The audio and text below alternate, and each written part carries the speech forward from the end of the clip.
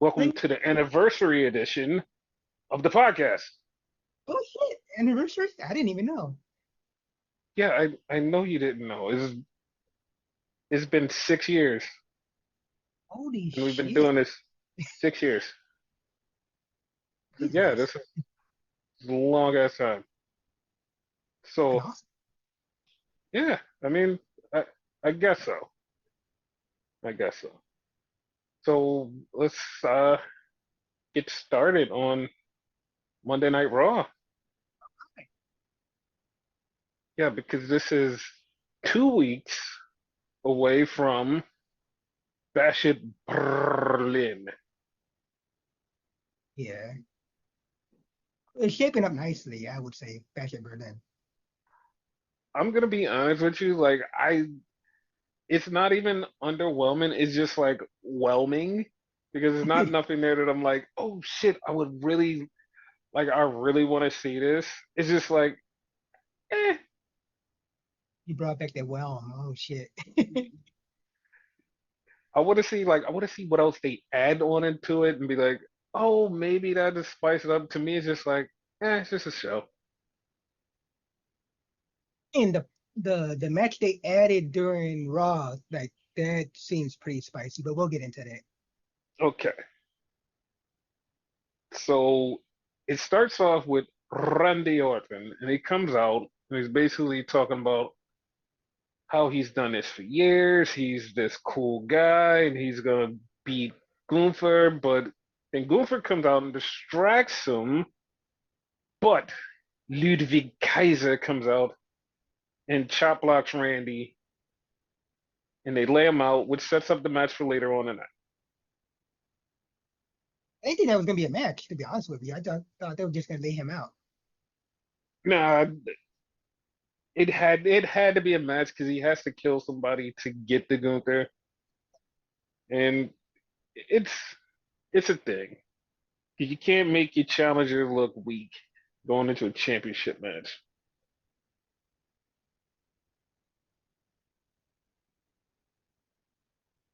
So then they set up for Sheamus versus Pete Dunne, no longer Butch. You notice he keeps slipping up and calling him Butch though? He's doing it on purpose. He's doing it on Yeah. purpose. Like Like Butch, I I mean Pete. I like it because like it's pissing him off even more to the Yeah. fact where Pete Dunne stuck Gunther's hand between, I mean not Gunther, Sheamus. He stuck his hand in between the turnbuckle, and he looked like he was about to kick it, but Sheamus broke off the turnbuckle and hit him with a bro kick, knocked him out. Making him way more violent. I like it. Yeah. So then we had the New Day and Odyssey. And so they're in the locker room and Odyssey leaves and Xavier's like, dude, he's like, what the fuck is this? He's like, you brought this dude in to replace Big E. He's like, what the fuck is going on? I thought we were a family. And Kofi's like, nobody could replace Big E, but we needed backup, man. And I met this guy and he was cool. And he's trying to convince Woods that this is all good. I How do you I feel don't about it? this storyline, like I'll talk about it after the tag match. Like I have feelings. I have feelings, but like I don't know if they're valid feelings because I just have feelings. That's what I'm gonna 'Cause say. at this point, they Hmm. both have valid points. At this point. Yeah, Yeah. but like I said, I'll get to it later because I just have like an opinion because it's like that's all I can say. It's like, Okay. so then we go to Braun Breaker video package. And we go to an Ivy Nile thing that she joined the American males. So it sets up the match between Ivy Nile versus Maxine. This match was way better than I thought it would be. That's what a lot of people said, but Like to me, it was like, did you guys not know that like they would have a good match? They're friends outside. I mean, yeah, but you know how Maxine has the reputation of being bad. The reputation. Notice the word I use because she's Hmm. actually training hard and trying to get better. I'm not one of the ones going to be hating on her and say she sucks. I mean, she's improving heavily, especially in this match. She showed her ass off in here. I loved it. Yeah, she did really good. And then Ivy won, but but Sister Abigail showed up, and so did the rest of the Wyatt Six. Are they going to have individual matches? You think now? Because like this feud seems like it's going to go on for at least a little while longer.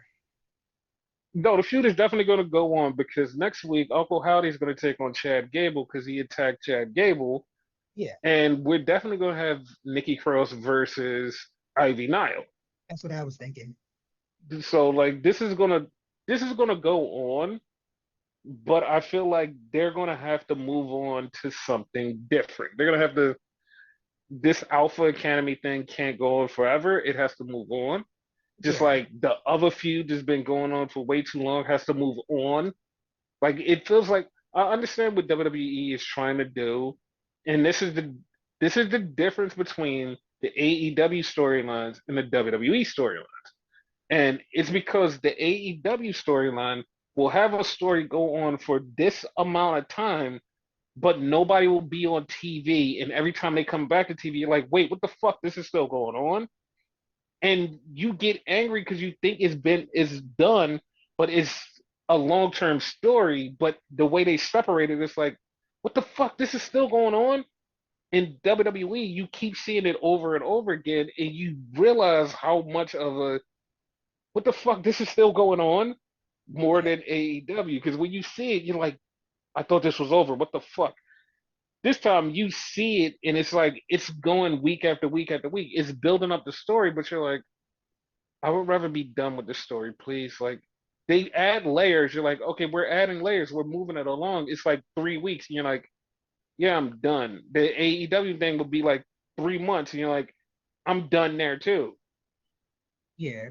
Both has their positives and negatives. Exactly. So then we have a Terror Twins promo, and they're in the back and they're talking, and you know they're just saying how much they're gonna beat Dom and Liv, and they're like, oh, Surprised they're okay, using the actual Terror Twins thing on television because that was their own little thing. yes, they're using it, and it's definitely their thing, and I like it. Yeah, so So then we get a promo for Punk that a lot of people have a lot of opinions on the CM Punk thing. A lot of opinions on the CM Punk thing because they were like, okay, last week they were talking about the bracelet. They stopped talking about the bracelet. Oh, we can move on, and now they can have a real match. And then he brings up the bracelet again and brings up the people who came from Taiwan to see him, his friends that are fighting cancer, and he just brings like he's being a good guy, a genuine good guy, and I saw so many people go, you know, Punk has lost it. He's lost his spark. He's lost that thing that made him special. And then I heard somebody give the realest take, and it made me go, that's the one. That's it. They said that Punk didn't lose his spark. It's just when Punk was around, nobody else was cutting promos like him. Nobody could do it like him. Now, in the evolution that everybody copied him and grew up on him, and they took his style and adapted it, now his style doesn't stand out as much because everybody else is doing the same exact thing in WWE, and it just feels like he's just one of the guys because everybody else is doing the same shit, and he's not just head and shoulders above everybody. He's on par with everybody. I'm like, that makes sense. perfect sense. Yeah. I never thought about that way. Yes. So then he mentions the bracelet again. He mentions a bunch of bracelets that he got, and he tells Drew that he's gonna beat him with the strap match. And then Drew comes out, and Drew starts talking shit about Larry and AJ, and he said they have a better home with me now. That was Like he fucked said up. that subconsciously. I know it's definitely not a thing, but subconsciously, I'm like the way he said it. I'm like, so wait, winner gets them? But like a lot of people still hate the bracelet thing, but it's like it's symbolism. It's like his family. Like he's on a road. He doesn't have them with I, him. I They're was just only about to say that he's on the road. He doesn't see them and shit. Like that's in essence the only thing he loves: his yeah, wife and his and dog.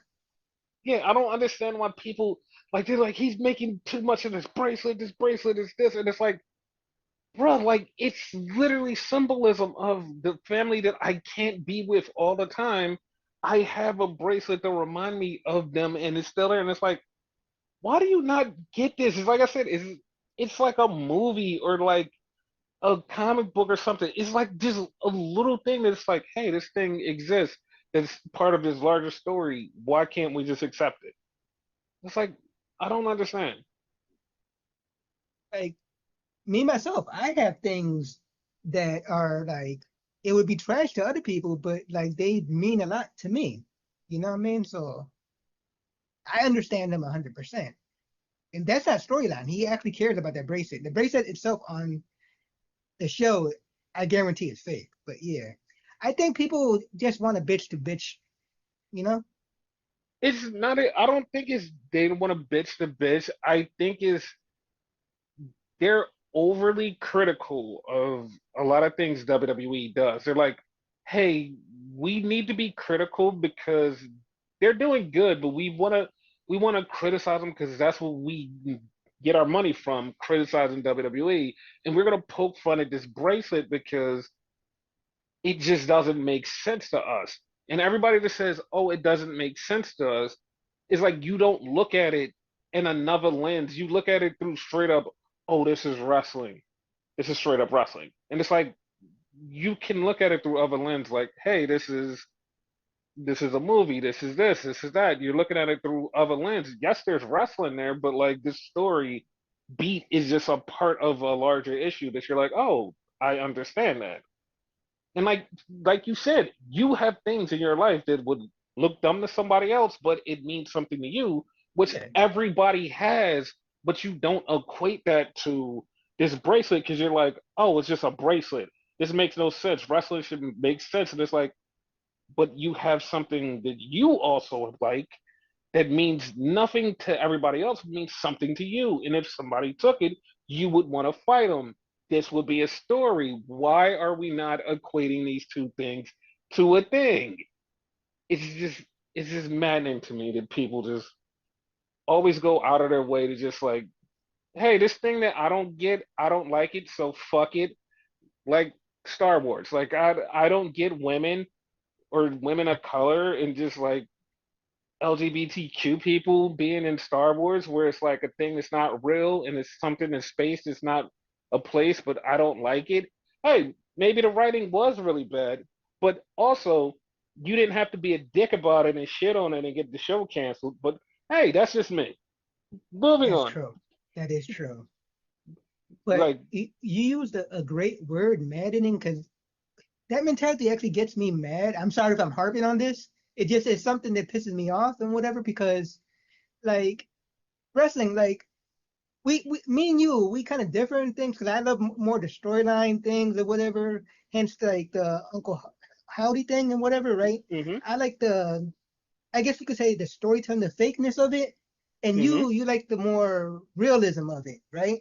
mm-hmm, Which a lot of people do, like the realism of it, right? But then you mm-hmm. have the people bitch about the realism in this. Take one or the other. You want the real or you want the wrestling fake? You know, that's the way I'm taking it. It's like I said, it's just people they find a way to like nitpick things that like they don't like, and they just like, oh, I want to nitpick this. I want to talk about this. I want to do this. Yeah, And it's just weird because it's like not everything that you're bitching about, there's like valid criticism, but like you're bitching about something completely off base where it's like, I don't like this thing in my story. I hate it. I want it gone. And it's like, you don't have to bitch about it. You can just move on, but you're bitching about it. And now it's a big thing where everybody's bitching about it. Like, I don't like the bracelet. And it's like, if the bracelet wasn't part of it, we wouldn't have got to the strap match. Now we go to the strap match, which they're gonna end the strap match and be like, "Oh, you didn't pin me. Oh, we're going to Hell in a Cell." All of these things layered onto getting to this end game, and you're like, "Oh, I didn't like it." But once we get to the end game, everybody's gonna be like, "You know what? It kind of makes sense. I didn't like the bracelet, but it made sense." That's yeah, exactly what's gonna happen. pretty much. So moving on, we had a Dom and Liv promo, and they were talking about how they're going to beat the Terror Twins, which I like the way that they're doing this. Like they're acting like they genuinely like each other, but I know how this is going to play out, and it's going to be the best thing ever. But So, the living Dom thing, or oh, in general? no, the Living Dom, Okay. the Living Dom thing. I know how that's going to play out. Because we've called that months ago and nobody sees it coming right now.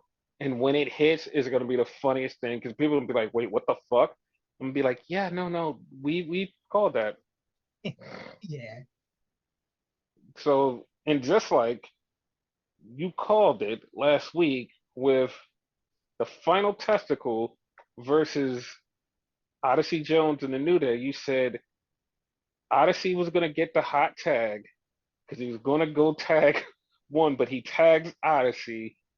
Xavier was pissed off, but they won the match, so he was happy after the match.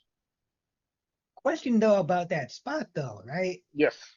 Did he tag him on purpose, or was he actually reaching for Woods and he got in the way? So it could be either way because it's like did he tag him on purpose or did he get in the way? Because it's like now is leaving it up to interpretation. Because like I said, I was gonna get to this. I don't know how I feel about this because part of me, deep down inside, deep down inside, want the New Day to break up and them to just be just separate people. Yeah. That's me, deep down inside, because I've always had that little bit of, oh, they're a faction, they're gonna break up. So deep down inside, that's how I feel. But the other side of me is like, well, Kofi and Xavier don't want to break up, so I don't want them to break up. But deep down inside, I really do want them to break the fuck up. Yeah. But they're gonna have to break up eventually. I mean, Kofi's been at it for years. Like, Hmm. who knows when he's gonna retire? Like, he probably has like a few more years left. You know what I mean? Yeah. And Woods is gonna have to go at it alone. He's the only one at a New Day that has not won a singles title, unless you count King of the Ring. So it would benefit them both. Like, Kofi has a Hall of Fame fucking a career already. You know, so they're both good. But see, here's the little thing that for me, this is just for me. I want to see them break up, but I'm not even joking with you. I have zero interest on either of them with a singles career. Like I'm not joking. I do not care. I really don't like. I want them to break up. I don't see them going anywhere. Like, oh, they're gonna do this and they're gonna do that. I don't care. Like I really like. There was a New Day. I care.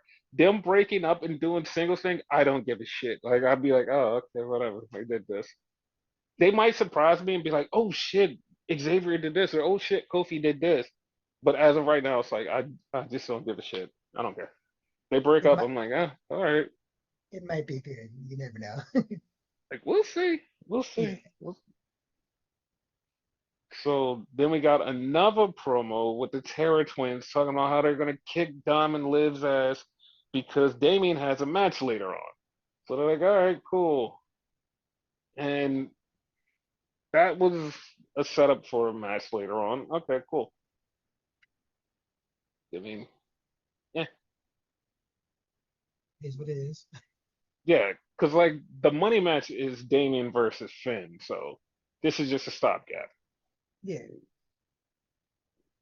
So then we have Bronson Reed versus The Miz in a no hold barred match. And Pierce is like, Miz, do you really want to do this? Miz is like, yeah, I want to do this. I'm going to get him. So they have this match, and Miz is using everything to beat down Bronson Reed.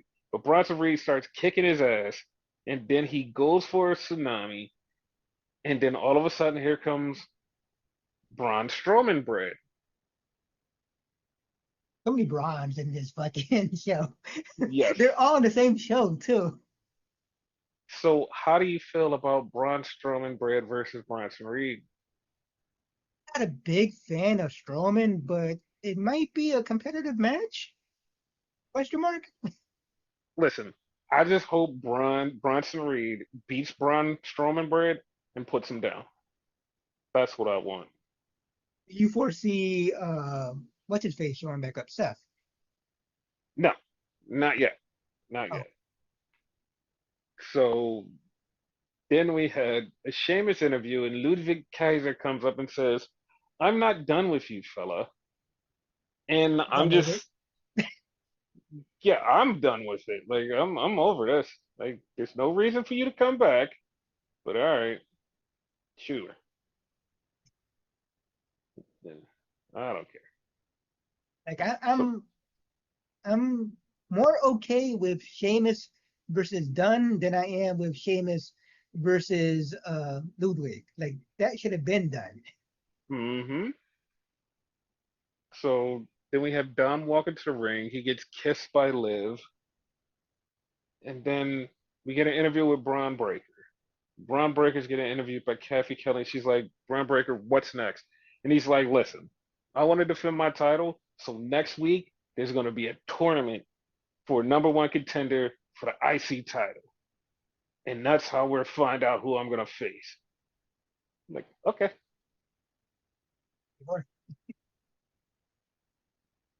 So then we get Dom versus Damian Priest, which I thought this was going to happen, but it didn't because Judgment Day started off the match and beat the shit out of everybody, and we didn't get the match. But I thought Dom was gonna get murdered by Priest, but Same. that that didn't happen. Judgment Day beat the shit out of him. Rhea came in to save. Liv attacked Rhea. Judgment Day beat them both down and laid them out. Judgment Day laid out the Terror Twins. They need more members. Like I know the name is Terror Twins, Hmm. but they actually need their own faction because they're gonna get beat. I see what they're gonna do. They're gonna pick off Judgment Day next week before the pay-per-view. They're gonna pick off everybody that's not in it except for Finn. Finn is gonna be the only one that escapes. They're gonna pick off JD. They're gonna pick off Carlito, and it's just gonna be. You're just gonna think it's gonna be 2-on-2 at Bash in Berlin, but then Finn's gonna come out of nowhere, and that's how they win the match. Yeah, But yeah, like they have to separate them, and that's what they're gonna do next week. cool. So then we have the women's tag team title match, which is Damage Control versus PFC versus the Unholy Alliance. Could have sworn that they were gonna lose the titles. For a second, for just like a split second, I was like, oh, they're going to lose the titles, but they retain the titles because then I remembered that they had to defend the titles on Friday against Jade and Bianca. I was like, oh, okay. Oh, I forgot all about that match. Yeah, see, you forgot about that match. Wait, That was isn't it a a 6 man, 6 woman? Oh, it's a six-woman match. But Jade and Bianca was saying, "I'm glad you didn't lose the titles because we're gonna take them." That's what made me go, "Oh, there's a title match." That's probably gonna be the following week, maybe, Okay, possibly. because like they did tweet that like when they was watching the match, it was like, "Oh, so it's a title match on Friday." Yeah, But yeah, that was a thing. Then we had Gunther hyping up Ludwig and telling him he's gonna beat Randy Orton. And then we see Jey Uso, and Jey Uso says, "My dog Sami Zayn is at home. He lost the IC title match, but you know what? I think I'm gonna get in that tournament." And Jey Uso might be IC champion. And Not for right. like, dude, for a second, I was like, could they let him be champion? And then I remembered we have a whole bloodline story going on. Yep. So yeah, that's now. The only way would be Hmm. like they leave him out the bloodline storyline and they insert other people, like the other people we haven't got yet. But I doubt it. Yeah, like I know how this is gonna be. Like Roman's gonna come to him after he starts his apology tour, and Jey Uso's gonna be the last one to go, yeah, I'm in. I want that shirt now that you said it. The Roman Reigns apology tour. That would be a funny shirt.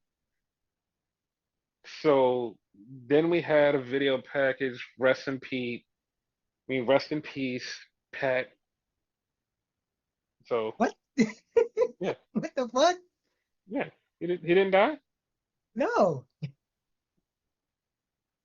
He he'll didn't. be he'll be back in January. You sure he didn't die? Because that was a rest in peace thing. I swear it was. It felt like it. It definitely did. Like that shit was so funny because when it was over, I was like, damn, like let's fuck that Pat McAfee. Died. I was like, oh shit, he's right there. Oh, he didn't die. It was like that CM Punk John Cena moment. You can't see me. You're right there. I It, see it, you. it was so fucked up because I was like, oh shit, man, he died. But then I'd seen him. I was like, oh shit, he didn't die. My bad. So then we had, uh huh. Nah, So then we had the main event, and it was Randy Orton versus Ludwig Kaiser. And Ludwig actually held his own against Randy. he needs Kind to of get surprised. elevated to a title. Yes. And I think he will. I think he will. Like, I don't even care if it's like the speed title because he's that fucking fast. He needs a fucking Hmm. title just to Yes. say he's won a single title. Hmm. So he beat Randy, and Randy hit the RKO on Gunther, and Randy is going to lose. Simple Definitely. and plain. Like that's the bad part. Like, yep, Randy's going to lose. Wrestling logic. Yep.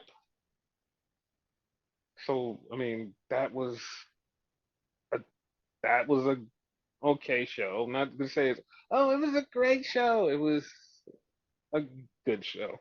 It was a good show. So I mean, that's the Raw portion. On to the next thing. So what's next is NXT. And it starts off in the most dangerous place in the world, the parking lot. And they say that too. Yes. And it was Kumra Petrovic. She was coming in because she was in a six-person match, and she got attacked by Izzy Dane. So she's quote unquote out of the match. What's the variety of the situation? They just took her out to take her out, or she actually is injured? She wrestles on next week's show against Izzy Dane. She's perfectly fine. And they taped it Oh, right. They taped it right after the show. Like it's literally right, just right there. oh shit. Yeah. So it was like a non-factor. It was like, oh, okay, well, that makes sense. Okay. So, so then we get to the ring for a Chase U Tag Team Title celebration, and Shoo. it's funny because like they're talking and they're like, yeah, like we won the titles and we're this, and then Ridge is saying all of this stuff, and you're like, oh, okay, Ridge is cool, I guess, whatever. Like for a split And second, I don't Hmm. know why. I thought he was about to turn on them. Like, how the fuck you win the tag team titles and then turn on them? No, I thought he was saying this and like he was going to turn them. Like that's what I thought. I was like, he's gonna turn them, right? The whole team. It might happen in the pay-per-view. Yes, because then Too Fast, Too Furious come on and say, "Hey man, listen, we need a rematch. We're on the same page now. We want a rematch." And Mr. Chase is like, "Listen, we're not gonna do that." And Rich Holland is like, "Yeah, no, no, no. Listen, if you beat us, then you get a title match." And he's like, "All right, cool." He's like, "No, no, I'm talking about Duke and Riley." And they're like, "You're not even dressed." And they have tearaway pants and they're ready to rumble. B-team. That was fucking hilarious. But Too Fast, Too Furious beats them and becomes number one contenders. I was like, Not by oh, much though. Riley and fucking Duke surprised me as a team, to be honest with you. no, they're really good as a team. And like, as I'm watching Riley, I'm like, he's gonna do great in Ultimate X. Yes, yes. I can't watch. I can't wait to see that shit. Yeah, it's gonna be fucking great. So yeah, that was their match.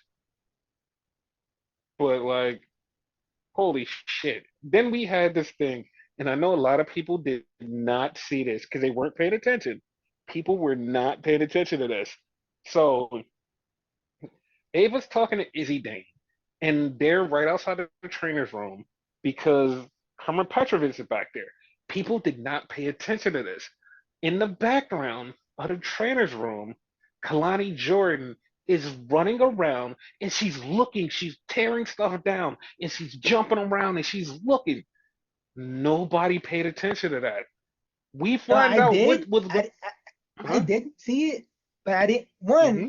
I couldn't tell who was back there, and two, Mm-hmm. like I didn't know what the fuck was going on. But I did see something in the background.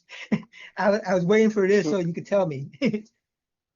yes, she was looking. It was Kalani, and she was looking for something. We find out later what she was looking for. But like, I saw that, I was like, in my mind, I'm like, what the fuck is she looking for? And it was Makes like, sense. it was so funny because it just was like so random. You didn't pay attention, you missed it. And so Ava's talking to Stevie and Mr. Stone, and she's like, "Yo, we need a replacement." Izzy Dane's like, "Dude, I'm right here." She's like, "No, we're not gonna reward you for no bullshit. Get the fuck out of here." He's like, "You know what? Um, Brinley Reese, we can put her in a match." And they're like, "Okay, cool. We're putting her in a match." That felt random. It did. It felt very random, but they put her in a match, and they have her in a locker room. She's like, "Hey, I'm in a match," and Ren Sinclair's like, "Yeah, I don't care. You're gonna lose." Haha. So then we had Wendy Chu versus Lola Vice, and they're wrestling, and all of a sudden, Kalani Jordan shows up, and Kalani's like, "Give me back my belt!" And the ref is all distracted, and this it was at this moment that I knew what the fuck was going on because Wendy Chu used the pillow and hit Lola Vice. Lola went down, and she got the pin. And I was like, "Oh, the title's in there."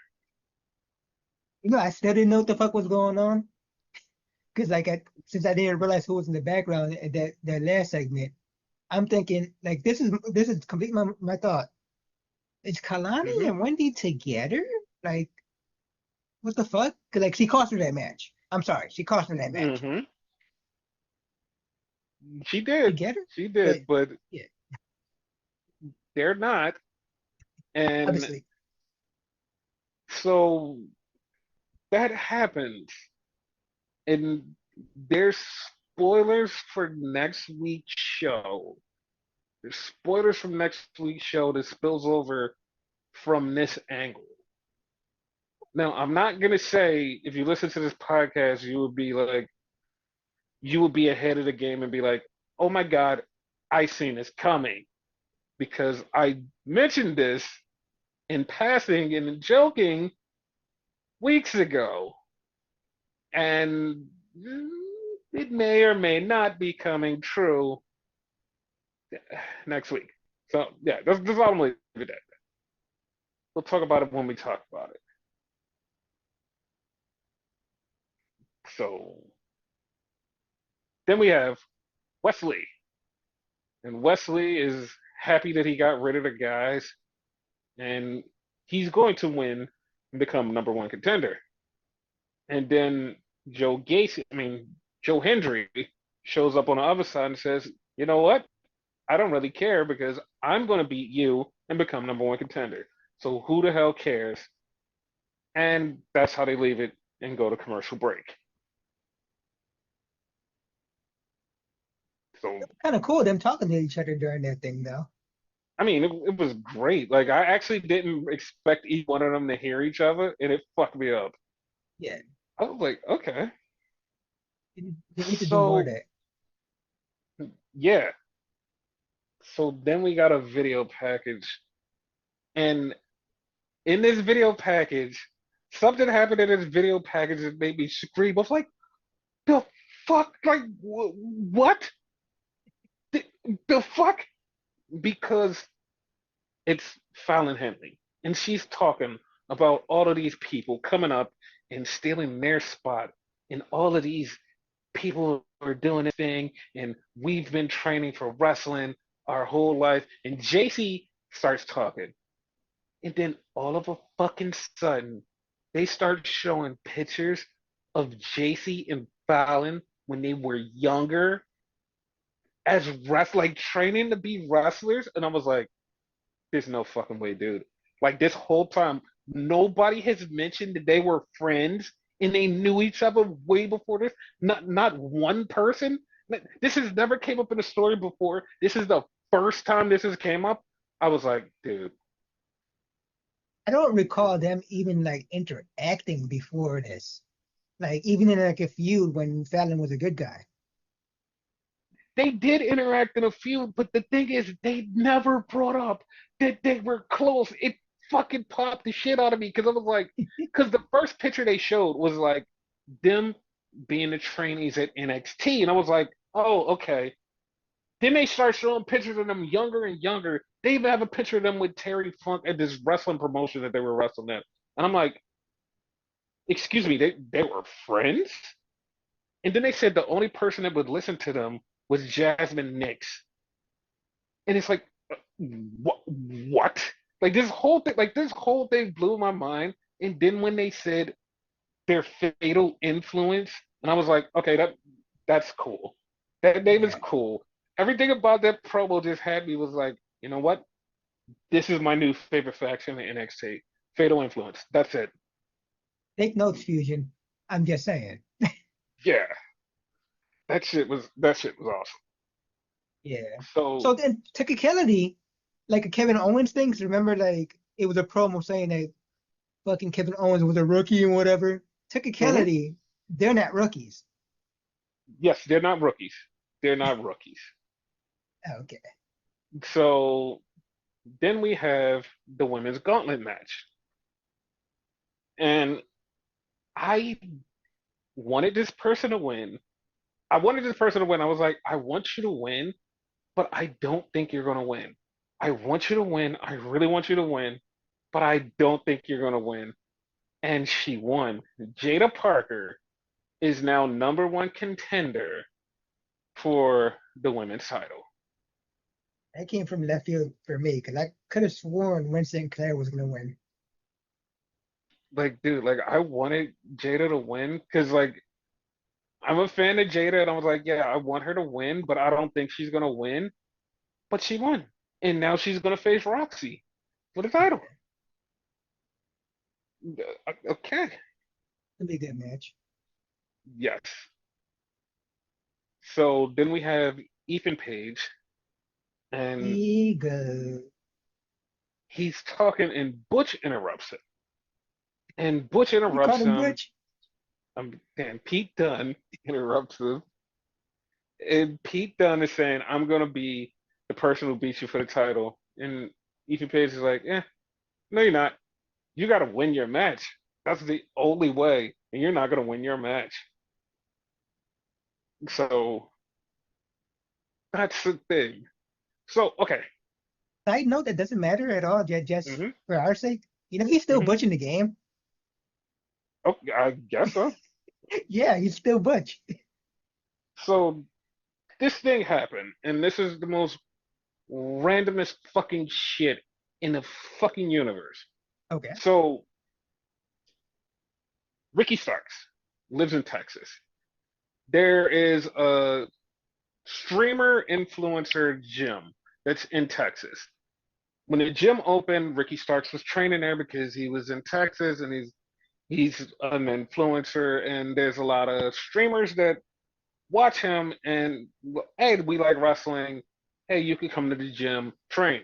It's a gym for only influencers and streamers. So nobody from outside would mob them, and they let some of the wrestlers come in there and train. It's an actual really good gym.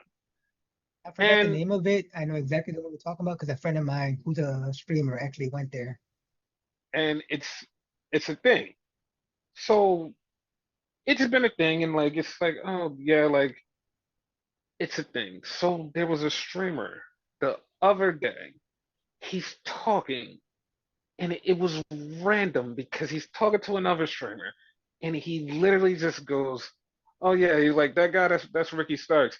He's leaving AEW and he's going to WWE soon." So yeah, he's like, "That's why he's in here." I'm like, "You you wasn't supposed to say that out loud. You said that out loud. It's on camera. Now everybody knows what the fuck is going on. You wasn't supposed to say that." But I mean, yeah, we kind of knew. no, we did know, but this was like an official leak from somebody that's literally talking to him most of the time in the gym. So it's like an official leak, and it's like, ah, well, he's coming to WWE. We all knew it, but like we didn't know if it was official, and now it's like more than official. Even to the media call when they asked Tony Khan about what's Ricky Stark's status with AEW, and he's like, he's still under contract. From what I heard, his contract is up really, really soon, and when it's up really, really soon, he'll be going to WWE soon. Yeah. I actually heard it So was out in June, but it's whatever. it's not because when Tony said it's not, that was like, all right, yeah, it's not. Yeah, because they can't lie about that. Yeah, because like the other thing I heard was like it's in October, the same time as Daniel Garcia. So when it's up, it's up. That's all I'm saying. He's going to WWE, and now people are like, they're like, oh, he should just go to the main roster. He should go to the main roster. He should skip NXT, and it's like NXT is not bad. Like I don't care what everybody says. Is like, oh, it's developmental. It's not bad. They was like, he's too popular to go to NXT. It's not bad.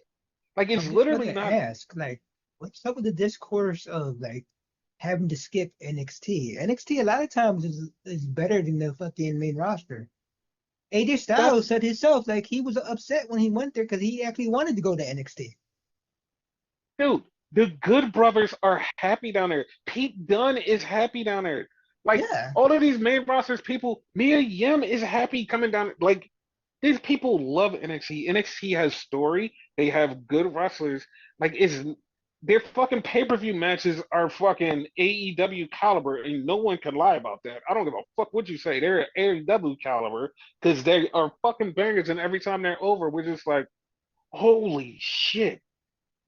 And there's no reason for like Ricky Starks not to come down there. Like if he goes to yeah. the main roster, what is he gonna do? What if Triple H just goes, okay, I don't have a plan for you, and he gets lost?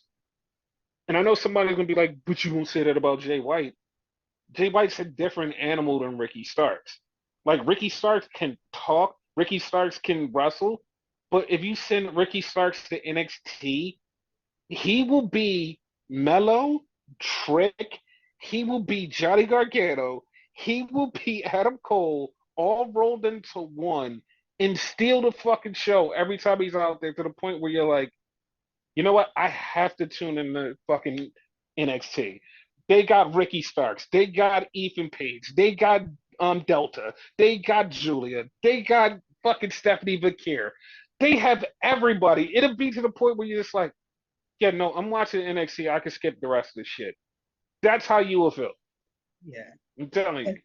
I was thinking about this the other day too, right? Mm-hmm. About this certain person. Mm-hmm. And I'm just gonna give you one name, and this will tell you why possibly, and mind you, possibly him going to the main roster is a bad idea. Mm-hmm. Kiana James. I don't even know who that There- is. I don't know who that is. like you see what you get what I'm saying? Mm-hmm. You know what I mean? He might do very well on SmackDown or Raw. You know what I mean? I could be completely wrong about that, but there's that possibility. No, the funny possibility is like I know he would do good. I'd be like, oh shit, he's gonna do great. But the problem is like he still could get lost in a shuffle, and I would rather him go to NXT to the point where Triple H is like, I have to have him do this. In fucking NXT, it's like Shawn Michaels will literally find a way for you to be like, oh, you could do this, and you're gonna be a star. It's just that simple. But whatever, man. Whatever.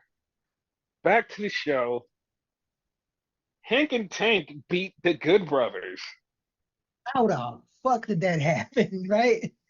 I don't know.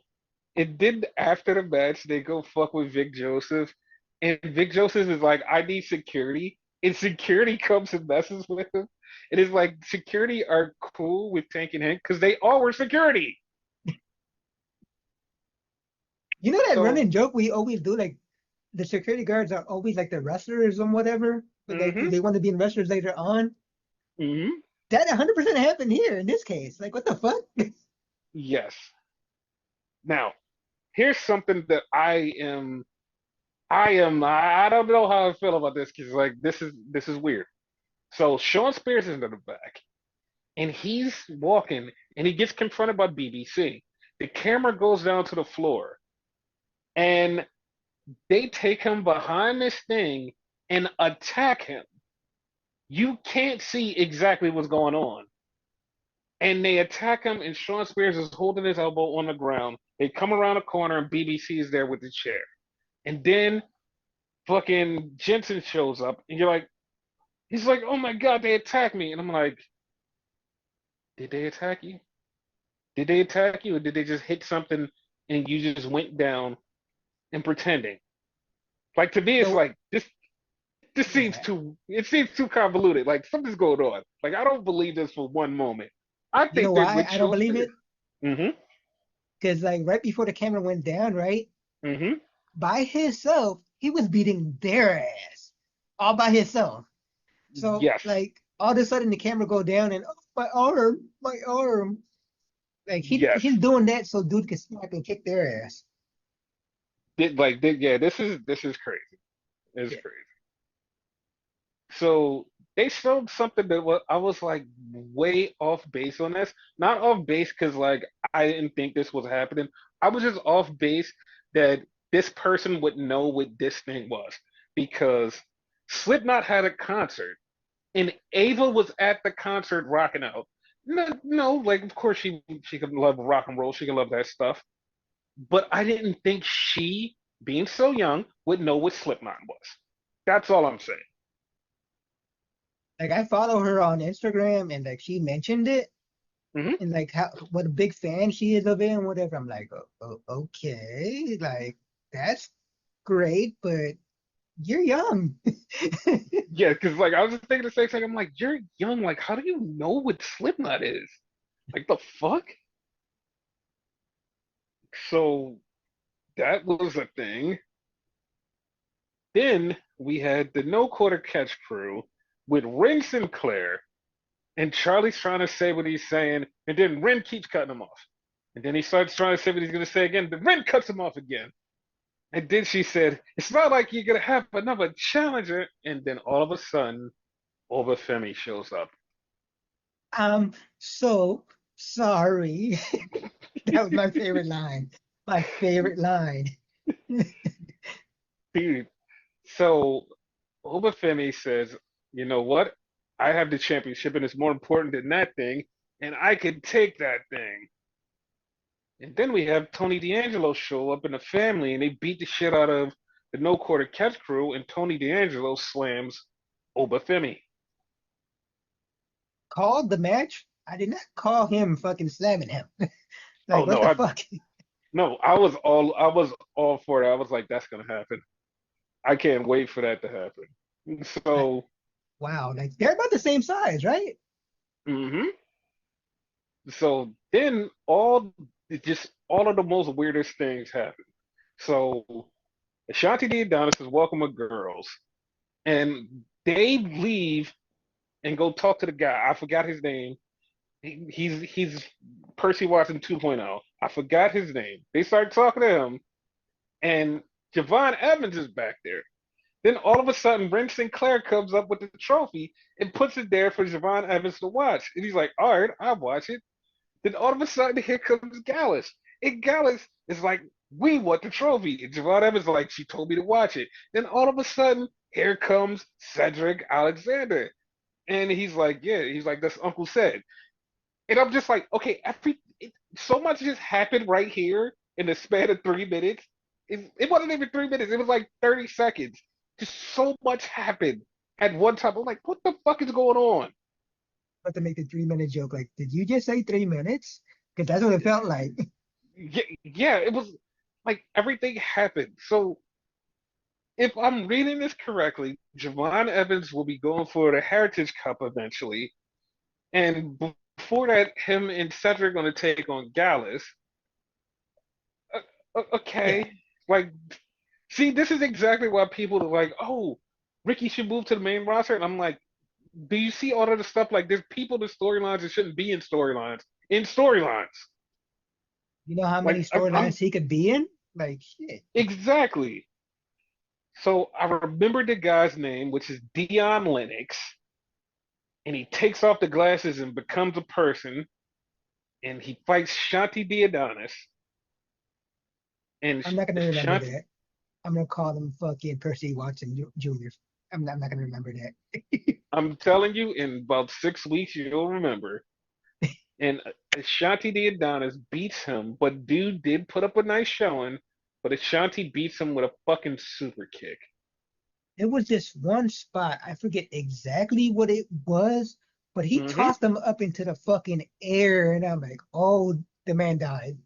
hmm So we get Lexus King again talking, and Lash Legend and Jakar Jackson are walking, and he's like, "Hey, ladies, something, something, something." And I'm like, "Yeah, all right, fuck you." And they walk off, Called him meta and then too. that's fucked up. And Oro comes up, so it looks like Oro is gonna wind up fighting Lexus King eventually. Yeah.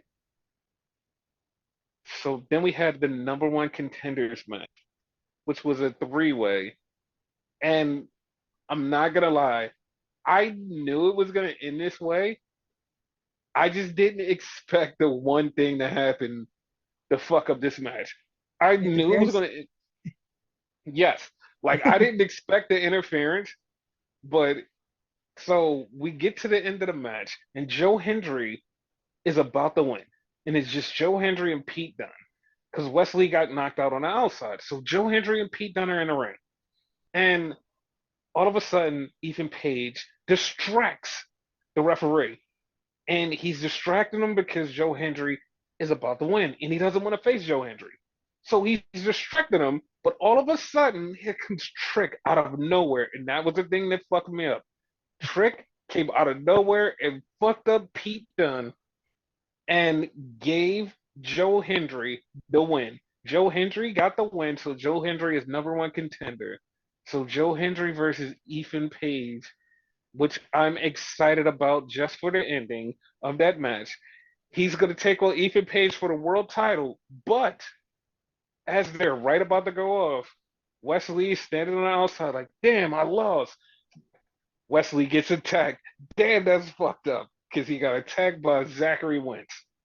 How about that? That's your brother. that shit was so good. Like he beat the shit out of him, and it got me hyped for the match. I was already hyped for the eventual match, but now the match is happening more. I'm like, yeah, I'm hyped. So yeah, NXT was good. Don't let anybody tell you that Ricky Starks would be bad in NXT because he would be good in NXT and it would be fun. So yeah, that was that. Yeah.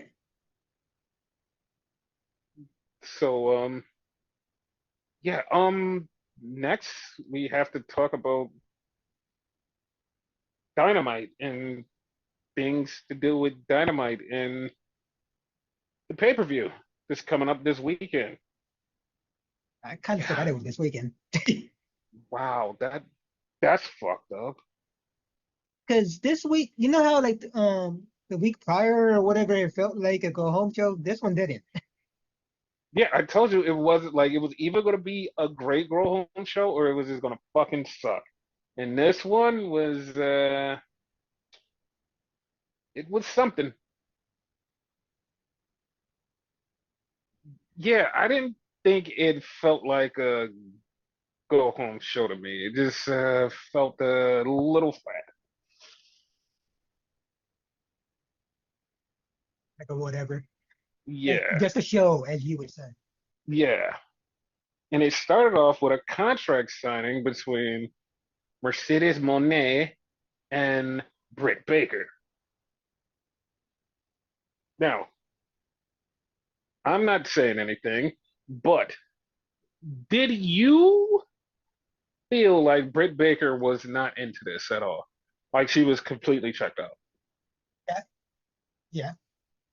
Yeah, because like I've seen several people and I thought this myself. I was like, maybe it's just me, but it feels like she was completely checked out. Like she didn't want to be there. She didn't want to do this.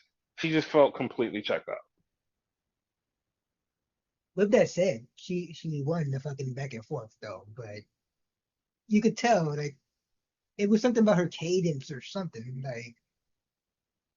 Like she was Yeah, still pissed off about being suspended or whatever, I guess. yeah, she just felt like her heart wasn't in it. She just felt like I don't care. I'm just gonna say my piece, whatever. I'm better than you. You were one of four. I'm one of one. Yeah, That was like a that's how it felt. banger line. Yeah, it was, but it just felt like there was no passion like she usually has. It was just like, yeah, I'm here. All right. And then she attacked Mercedes and Camille after the match and laid them out. So it's like, yeah, you're not winning. Just correct me if I'm wrong, right? Hmm. If Britt were to win, which at this point now I doubt it, right? Hmm. She would be the first woman to win both belts, right? I think no, no, no, no, no. Okay. Because if I'm not mistaken, didn't Nyla Rose become the TBS champion for a while? Or am I making that up in my mind? You might be making it up for in your mind because I believe she was in that tournament. She never won it. Are you sure?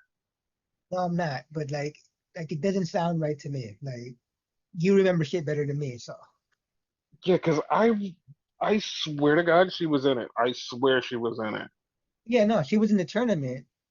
I believe she was in the finals and lost to Jade, but like they never like ran it back. Okay, because like I said, I swear she was in it. I was like, To, wasn't she to my in it? knowledge, to my knowledge, I could be wrong. Okay, okay. I thought so, but I mean, all right. So then we had Jericho in the back, Hey learning guys, tree. Fuck you. For the learning tree segment, and he comes out and he takes on British Bulldog 2 Junior. And I know you're like, why is he 2 Junior? Because we do have a British Bulldog Junior. Well, no, he's not British Bulldog 2. He's Dynamite Kid Junior. That was wrong. I'm just throwing Dynamite this out Kid there. Junior. Uh huh. What if they get British Bulldog Jr. and then they like make them tag team? Dude, you know what? That would be great, but the funniest part about that is like he's been a free agent and he just wound up in All Japan. Like he just showed up in All Japan and is like in a tournament over there. And it pissed me off because I'm like, you're a free agent. You said you were a free agent. You were looking for a home. Nobody picked you up and you just decided, hey, I'm gonna go over here. Like the fuck? It's like he was in MLW for a while. Hmm. So Jericho beat Dynamite Kid Jr. and then he starts talking shit. Hook comes out. Hook is about to tackle him, and then Big Bill beats up Hook, and he sets up their match for Collision. Big Bill versus Hook. Yeah. Yeah, I mean, yeah. And Hook still has the one eye. Dude, he got chokeslammed so hard that fucking thing came off his eye. That was fucked up. Will he be So, better by the pay-per-view, you think? yes. Yes, he will be. Okay. So then we had Timeless Tony Storm versus Saraya in England, in Cardiff, Wales. And Tony Storm beat Saraya, but she got attacked by Mariah May. So Mariah May attacked her and laid her out With you. with a shoe. So yeah, I'm go home math ain't math in there. That's all I'm saying. Go home math ain't math in there. Cause I don't care what you say. I don't go home math ain't math. So then we have Will Ospreay, and he comes out and he cuts this promo about being happy to be in the UK. Everybody's happy he's there because they're in the UK, and he's cutting this promo. Then MJF comes out. MJF comes out and he starts talking shit, and Osprey's like, dude, he's like, I don't care. He's like, I don't care. He just keeps telling him, I don't care. And then Osprey says something that fucks with MJF, and he says, "You act like you're such a great wrestler until I showed up and everybody loved me." And then MJF broke and said, "I was the best thing they had until you showed up." And then it was like, "Oh, that's why you're angry." And at that point, I broke my remote because I threw it at the wall because I'm like, you cannot have a million fucking origin stories. Everything Told is a you. problem. Like Told you. everything is a fucking problem with him. He just finds a problem in everything. Like, no, this is a thing. Like, like I want to say something so bad, and I'm not gonna say it. And you're not gonna make me say it because I'm You're not not gonna gonna make say me say it. I'm not gonna say what I want to say about MJF.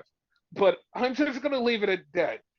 I was just so mad at this thing. I was just so pissed off. And then he just does his MJF thing where he tries to get Will Ospreay pissed off, and he just says, "Will, you're raising a kid that's not yours. And next time, Will, when your wife gets pregnant, it won't be yours. Leave her." So Will's like, "Hey, listen, how much is it gonna be for me to punch this guy?" And Tony Schiavone said it's going to be 100,000 pounds. I'm like, that is ridiculous. That is a ridiculous amount of money. Like no one has ever been fucking fined that much for a match that doesn't mean that much. Like, are you fucking kidding me? Not even a world title match. Like, in essence, it's a brand new belt that doesn't mean shit. Exactly. So Will said, "Fuck it, I'll pay for it," and he just punches him, but he Not winds it. up getting. I was about to say, Mhm. not only did he punch him, he beat the shit out of him for a minute. Yeah, and then MJF fucking got him around and started beating the shit out of Will and laid him out. And I was just Now, like, question with uh this, right? It doesn't matter huh, because it's all storyline. uh huh, Should MJF be fucking fined more? Because not only did he beat the shit out of Will, hmm, but and bloodied him and all that, he fucking beat up fucking security too. yes, he should be. He should be fined more. Thought that. Like, Okay. yeah, like the excitement level for me wanting to watch this match went from, yeah, I kind of really want to see this to like, I don't care because his story, like every time MJF does some dumb shit to make the story, like I know people are like, well, he has great matches, you shouldn't worry about the story. The story is what gets you invested. This does not get me invested. The match is going to be great. I'm not invested in this. I don't really care. Like, I don't really care. I know the match is going to be great. I just don't care going into the match. It's I don't know. I Yeah. don't know. This did the opposite of what it was supposed to do. So Which it tends to do with his fucking like origin stories. I didn't care about basically, him versus Punk because of his origin story. I didn't hmm care about his like origin story with fucking William Regal. Like I just don't care about his origin stories. Like it's too hmm much. he's just victim, victim, victim. Yeah. Someone has to call him on that in the storyline one day. Yeah, he's just a victim, but he's the one doing the attacking. Every time it's me. I'm the one who's getting hurt, but you're doing the attacking. You. I'm moving on. I'm moving on. So But you are right. But you are right. Hangman Page attacks Evil Uno because Evil Uno says that he's in the Battle Royal, but Hangman also says he's in Battle Royal. So yeah, Hangman attacked him. I'm gonna I'm gonna talk about that later For on a because I split have an idea. second, it caught me Hmm? off guard because I'm like, wait, but aren't y'all friends? Wait, you betrayed him first. Never mind. Yes. So that was a thing. Then we had Claudio versus Okada, Continental Classic match for the title, and it went to the time limit draw. That was interesting. It was interesting. It was a good match, and it just ended in a draw. Yeah, And both of then them still after the look match, strong. yep, after the match, they say 5 more minutes. The Young Bucks come out and says, "Fuck no, we're not doing that. Hey, us and Jack Perry have a match. Get out of here." And they face FTR and Darby Allin, and they wind up pinning Jack Perry. Hmm, that So, was weird. like, is Jack losing? Um, if go home math is correct, then no. Like if go home math is correct, it's no. And also like once again, I'll have stuff for later on in the show. Because Okay. once the end of the show comes, like that's when I can really let loose on my thoughts on stuff because we'll be doing the predictions and we'll be at the end of the show. So I can talk about the stuff that needs to be talked about going forward in AEW that I'm a little bit excited about, just a tiny bit excited about, not vastly where I'm like, oh yeah, I'm greatly excited about this. A little bit excited about this because I don't know how this is gonna work.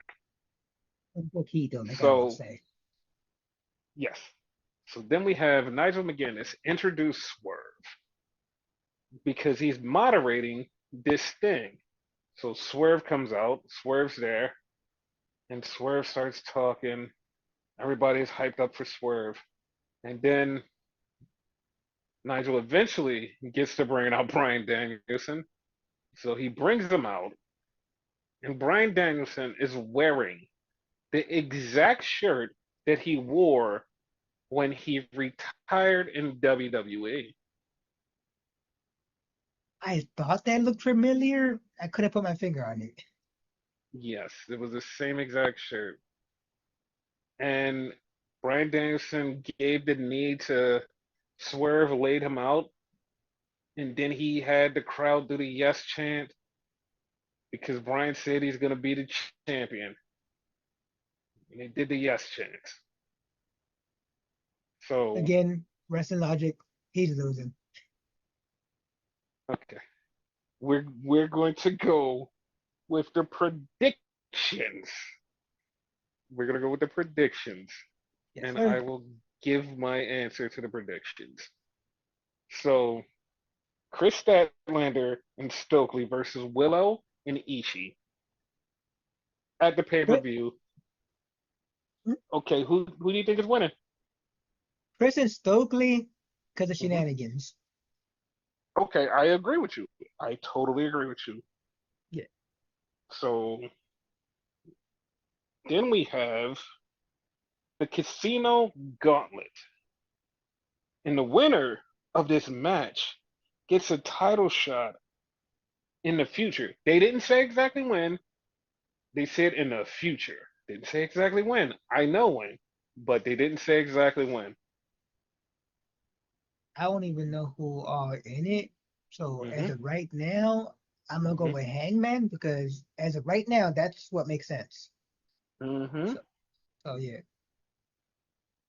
So also, it's been confirmed by Fightful Select that Ricochet is going to AEW. He signed a multi-year contract with AEW. Ricochet is now going to AEW. It's been completely confirmed. They didn't put out the hey, Ricochet is all elite, but it is confirmed that he's going there. Multi-year deal, AEW. Awesome. How do you feel? I mean, I preferred him in TNA, but so it's one of those things gotta like wait and see. Like I Hmm. don't I think he's gonna get lost, but hopefully I'm wrong. Okay. So then we have Hook versus Jericho. I do not care, but I'm gonna go with Hook. Same. So then we have the four-way ladder match for the AEW's trio titles. It's the Patriarchy versus the Bang Bang Gang versus the House of Black versus the BBPAC. I like how you said that shit. Wow. Um, it's gonna be the patriarchy. I'm going with BBPAC. I'm going with them. That's a I weird don't know, fucking team. Cause wasn't Hawk and fucking Claudio like enemies not too long ago? dude. It's been so long, nobody remembers shit. So that's the thing. Then we have Timeless Tony Storm versus Mariah May. The glamorous Mariah May. Glamour. I, Yeah, definitely the glamour. yes, I'm going with Mariah May. Coffin match: Jack Perry versus Darby Allin. I'm gonna go with Jack, just because like one he brought out a new belt, which by the way Hmm. he actually made. Like I Yep. didn't even know that he actually made it. And they keep pointing out how fucking Darby never lost this type of match. And normally wrestling logic, when you do that a lot, that means you're gonna lose. I'm going with Jack to have my reasons later on in the show. Okay. MJF versus William Ospreay. Uh, I'm gonna go with MJF as much as it pains me, but I hope Will wins because I hate that fucking belt. That's like the ugliest belt I've ever seen in my fucking life. I'm going with Will Ospreay because I know Will Ospreay is going to win. Okay. So then we have Mercedes, the CEO, versus Britt Baker, the DMD. CEO. Yep. So then we have the three-way for the tag team titles: the Young Bucks versus the Acclaimed versus FTR. Who do you have in this match? The Young Fucks. Yeah, I was thinking the same shit. Yep. Main event time: Swerve versus Bryan Danielson. It's gonna be Swerve. Like it looks like on paper it's gonna be Daniel, but I think it's gonna be Swerve. I'm going with Bryan Danielson. Here's why. Okay. Bryan Danielson is going to win. He's going to take on Darby Allin at Grand Slam because Darby Allin has a championship shot at Grand Slam. But Hangman's going to win the gauntlet. Hangman's going to be pissed because the whole time he's going to be like, yes, I won this gauntlet match. I'm going to get to face Swerve. I'm going to get to take the title from him. Swerve is going to lose. He's going to have to wind up facing Bryan. He's going to be pissed at Bryan because he's going to fight him, but he wants to beat Swerve for the title, and he's going to be so pissed. It's going to be Bryan versus Hangman. Plus, Bryan already said he wants to face Hangman. Then we have the show in Seattle, Wrestle Dream, which Bryan is going to have the title and he's going to lose it to Swerve there. That's going to be his last match because it's going to be in front of his people in his hometown. And he's going to lose the title there in front of his family. It's going to be a great moment. Bryan goes into semi retirement. It all plays out that way. If it goes the reverse way and he loses and he's out of the door now, I would be shocked. I would be fucking shocked. But Bryan's winning. All of those things are happening, and it'll be fun. Everything you just said made perfect sense. Yeah. Yes. And something that didn't make perfect sense was Zack Sabre Jr. winning the G1. And I know you're like, wait, you wanted him to win the G1? Yes, I wanted him to win the G1 so he could go to Wrestle Kingdom and have this match. And he says, yeah, no, I'm cool with not going there. And everybody's like, wait, what? Yeah, no, I want to face Naito for the title at King of Pro Wrestling so I could go on a Royal Quest as world champion in England. Everybody's like, wait, what? What? Why? So apparently, once Naito beats Great-O-Khan, Naito is going to face Zack Sabre Jr. at King of Pro Wrestling for the title. So Naito and Zack, King of Pro Wrestling for the title, which leaves Wrestle Kingdom completely open to either Zack versus somebody or Naito versus somebody. And everybody's just like clearly confused because they're like, hey, we don't know what's going to go on. I have a theory that Zack is going to win the title. He's going to carry it until Wrestle Kingdom, and then he's going to lose the title to Suji, the person he beat at the G1 final. So I think that's what's going to happen. But everybody is coming up with all these weird little things like, oh, he can face Okada at Tokyo Dome. Fuck no. Oh, he could face Bryan Danielson at Tokyo Dome. Fuck no. They have their own show the next night. I don't want to see any AEW involvement in Wrestle Kingdom. I don't want to see any. Wrestle Dynasty is the next night. We got to deal with that bullshit. Fuck that. I don't want to see any, any involvement from AEW and Wrestle Kingdom. None at all. None. I don't give a fuck. None. At all. None at all. Like we Sorry. already have fucking, and I forgot the name of the fucking show. That fucking quick, a Forbidden Door. We already have Forbidden Door. Why have more interaction when it doesn't even matter in the long run? Like fuck it, They, keep it separate. like I said, they have Wrestle Dynasty the next night with fucking Stardom, CMLL, AEW, New Japan, all the next night at Tokyo Dome. I don't want AEW involvement in New Japan at all. I don't want it. I know everybody's like, "Oh, you're a hater." I don't like the way they do business with fucking New Japan. I don't at all. I don't. I don't really care. I know somebody's like, "Oh, well, look at the way WWE does business with Noah." They sent over NXT guys in Noah. They sent over NXT guys where everybody was like, haha, he's sending over NXT guys to Noah. They're the fucking biggest stars in Noah. Tavion Heights, everybody is talking about him. They put him on the cover of a fucking Japanese wrestling magazine because he was so fucking good. He's, like I said, he's outshining Josh Briggs to the point where Marufuji said, you know what? I want you to use one of my moves. And people are like, wait, what the fuck? Like he's doing so good over there. And then fucking Great Muda is just being he's just being so I love WWE. He's like, yo, please send me Omos. I want Omos to come over here. I'm like, Oh dude, that shit. does. I'm like, that doesn't even make any fucking sense. But he just wants Omos and Noah. Like That that fucking that's gonna be a big like he goes over there, he fuck people up. dude. It's like they're not even sending their best, and like it's so pop in the crowd that everybody is like, nobody. The people who complained was like, oh, they're sending their worst over to Noah. The Japanese fans are going, oh my God, we love Tavion Heights. They're like, yeah, yeah, Briggs is all right. We love Tavion Heights. Can he say?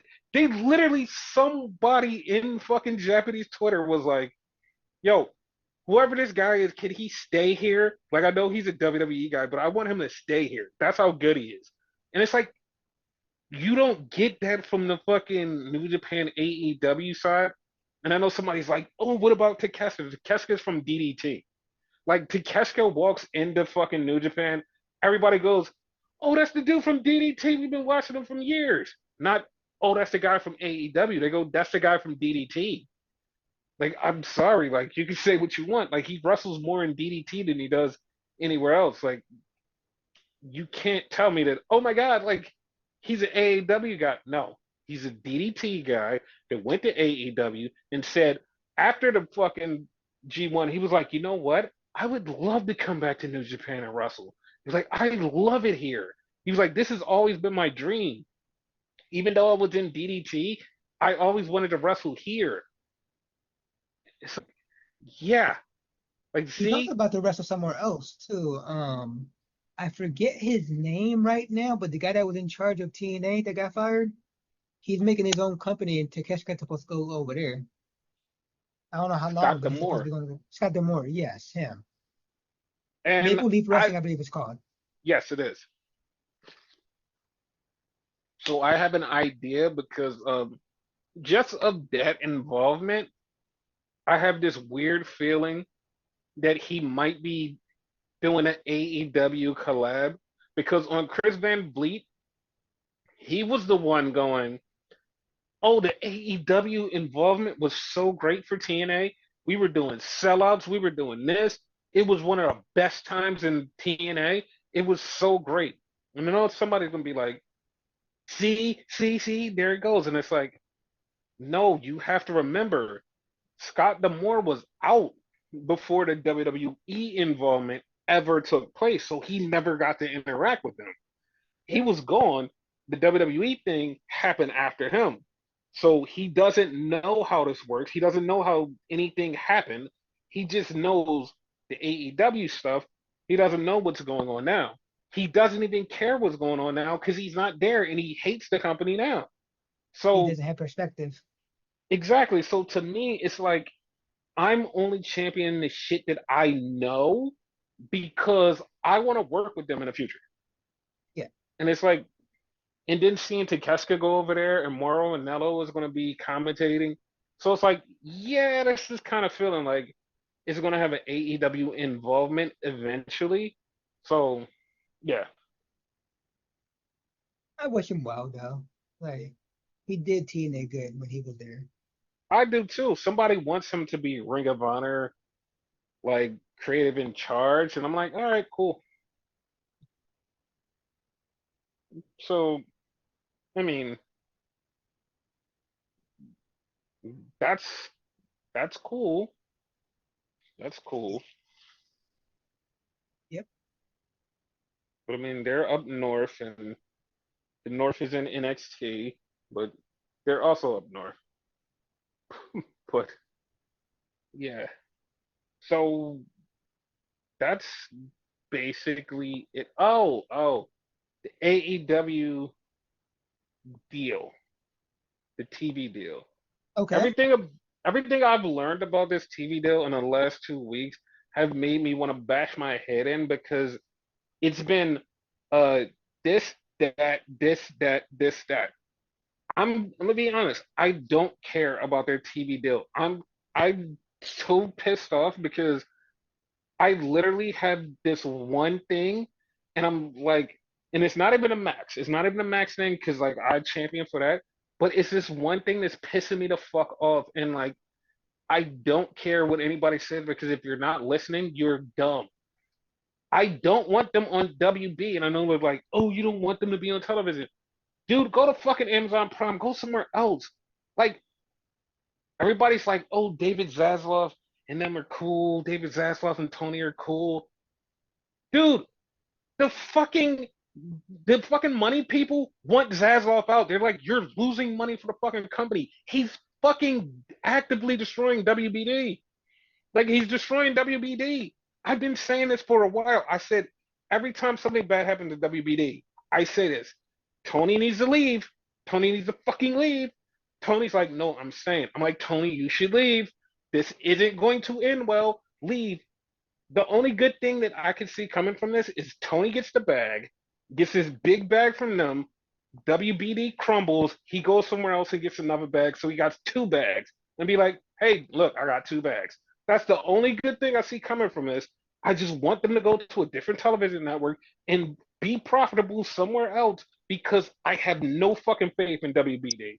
I feel them crumbling. I have no faith. They're crumbling all around. Like I've heard such bad shit about that company. Like, nah.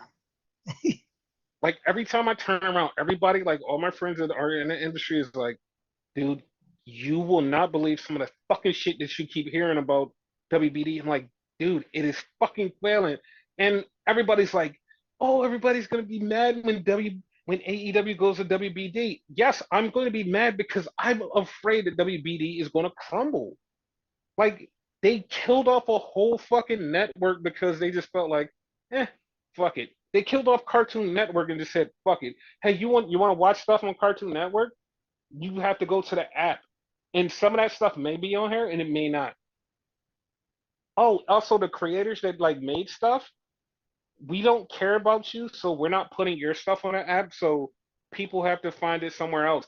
Oh, if you go find it on YouTube, we will sue you. And it's like, what are we even doing here? It's like they are worse, like they're worse than Disney because at least Disney makes money. These people lose money and then actively try to kill their company. I don't want AEW on WBD. I want them to leave, go somewhere else, please.